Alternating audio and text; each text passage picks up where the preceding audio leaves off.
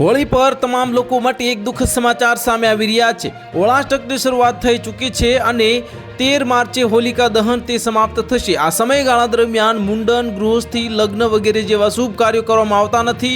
હોળાષ્ટકના દિવસોમાં મંત્રોનો જાપ, પૂજા, દાન અને તીર્થસ્થાનોની મુલાકાત લેવાની પરંપરા છે।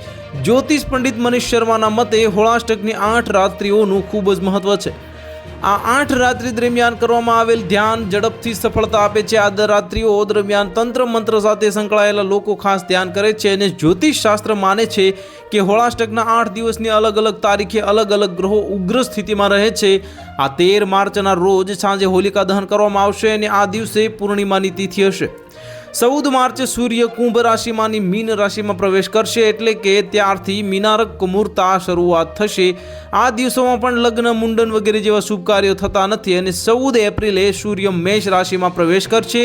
હોળાષ્ટક અને ખર માસને કારણે 7 માર્ચથી 14 એપ્રિલ સુધી શુભ કાર્યો માટે કોઈ શુભ મુહૂર્ત રહેશે નહીં। જ્યોતિષ શાસ્ત્ર માને છે કે શુભ કાર્યો માટે સૂર્ય અને ગુરુ ગ્રહનું સારી સ્થિતિમાં હોવું જરૂરી છે। જો આ ગ્રહો અશુભ સ્થિતિમાં હોય તો શુભ કાર્ય માટે કોઈ શુભ સમય હોતો નથી અને ખર માસ દરમિયાન સૂર્ય પોતાના ગુરુની સેવામાં રહે છે અને સૂર્યના કારણે ગુરુ નબળા પડી જાય છે।